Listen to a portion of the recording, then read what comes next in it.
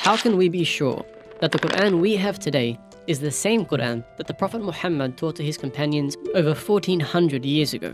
Attributes of God, how are they knowable? Is that only through relationship with the book? Does that also have an experiential element? The King, the Holy, the one free from all defects, the giver of security, the watcher over his creatures, the mighty, the compeller, the supreme. Glory be to him. Glory be to God. High is he above all that they associate as partners with him. He is Allah, the creator, the inventor of all things, the bestower of forms. To him belong the best names. All that is in the heavens and the earth glorify him, and he is the Almighty, the All-Wise. So these are, I would say, potentially the two best verses that summarize for us. Yeah, so it's an attempt to use a multiplicity of virtues to define a supreme source of good. The Quran is not a book by definition, it is spoken word. The word Quran means recitation, and it originally referred to oral recitations uttered by Prophet Muhammad over a 23-year period in a variety of situations addressed to different audiences: his family, his community, non-believers, Jews, Christians, and his enemies, and responding to specific questions and statements raised by his contemporaries. The Kitab of the Quran is not a book in the conventional sense of a closed corpus. Rather, it represents a process of ongoing divine involvement with humans, an engagement that is diverse and varied, yet so direct and precise in its address that it could never be understood in a set canon or limited between two covers. Muslims believe that the final prophet, Muhammad, received the verbal revelations by God through the angel Jibril, which is angel Gabriel, and this happened gradually over a period of 23 years. Muhammad was 40 years old when he received the first revelation in December of 609 CE, and he continued to receive revelations up until his death in 632 CE. By the time the Prophet Muhammad passed away in 632, the Quran actually didn't exist in a book form. It was Abu Bakr, who was the first caliph, who decided to actually compile the revelations into a book form. So the credit for organizing the Quran in a book goes to Abu Bakr and a group of scribes who helped him, and they produced a handwritten manuscript having the collection of verses for the Quran. For example, is that there is a deep doctrine regarding the nature of the natural environment within the Quran. It is so much so that one author, Riza al-Kazemi, has said that if, in fact, the vision of Tawheed that you had in the Quran were maintained, you wouldn't have the environmental crisis. Women are mentioned by name in the Quran except for one, and that's Mary, or Maryam, the mother of Jesus.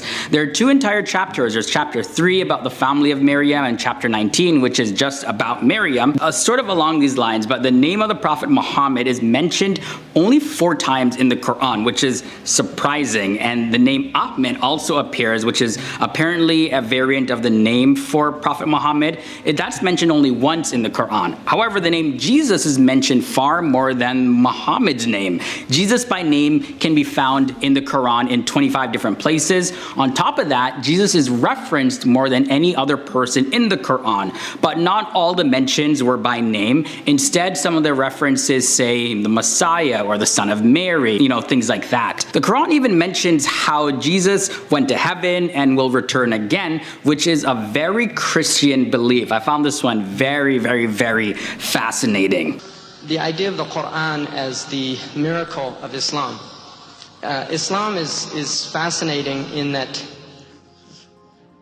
we have before us the miracle of the Prophet ﷺ, unlike the miracles that we read about in the Quran that are taken based on faith, such as the miracle of Musa ﷺ when he thrust down his staff and it became a haya, a snake, and the miracle of Isa ﷺ, who brought the living to the dead, or dead to the living, or the bird that he fashioned from clay and then it was given life by the power of Allah. These are miracles that people experienced at that time. In more recent history, you alluded to it, there's a discussion of scientific phenomena in the Quran that could not have been known at the time and are only now coming to rehash and surface. For example, the moon not having light of its own, or 2 different kinds of water in the oceans, heavy water and light water, etc. These kinds of things that are alluded to in the Quran that are now only being discovered in science. But this is a recent discussion. This predates, you could argue, maybe the last 50, 70 years. But Muslims are holding on to their creed that the Quran is miraculous for a millennium and a half. That's a long time without any scientific issues, right? So let me ask This that can be question. Why is the Quran then, in your mind, more superior than the Vedas or the Bhagavad Gita or the Bible or the Gospel or any other religious document? All right. The fact that it's the literal word of God, we have to show that it's somehow, this language is superior to any human document, beyond a shadow of a doubt, to be able to say this can't be human word. Islamic scholarship is concerned with itself with the subject titled The Overpowering Miracle of the Quran for a Millennium and a Half. It has been studied from many, many, many, many angles. That you have throughout the Quran are applicable in all times under different circumstances at any time. Just take, for example, eat and drink, but not to excess. Right there, that's the basis of modern nutrition. That's the basis of nutrition for all time. That's also the basis of maintaining a good relationship with the whole of the natural environment.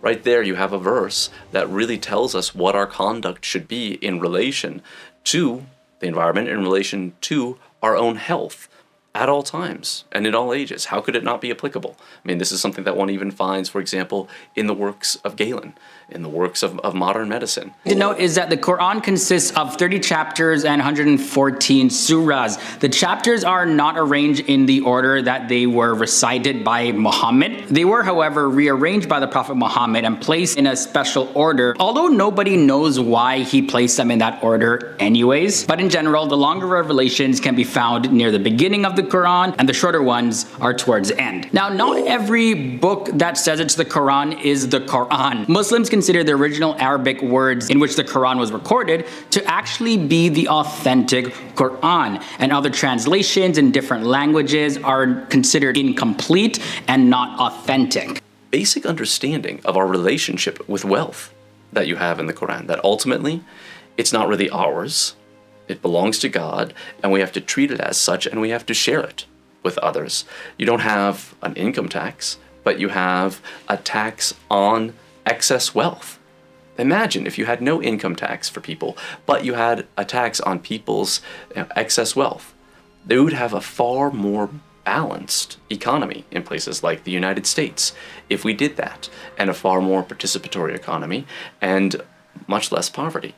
These are principles in the Quran that can be applied not only in Islamic civilizations, but also can be used within other civilizations. Chapters from the Quran are recited in each of the 5 formal prayers that happen daily, just so that Muslims can keep it fresh in their mind. The most expensive Quran actually sold for $2.3 million. This was back in the year 2007. Now, it doesn't make it the most valuable holy book because there was a Bible that was sold for $5.5 million in 2008. It still, however, is a ton of money. $2.3 million? Really? The Quran that sold for that amount of money was dated back to June of 1203, and it was considered the oldest complete and dated copy of the Quran that's known. In 2008, Sayyid Najmul Hassan Chishti from India, he got the world record for creating the largest handwritten Quran.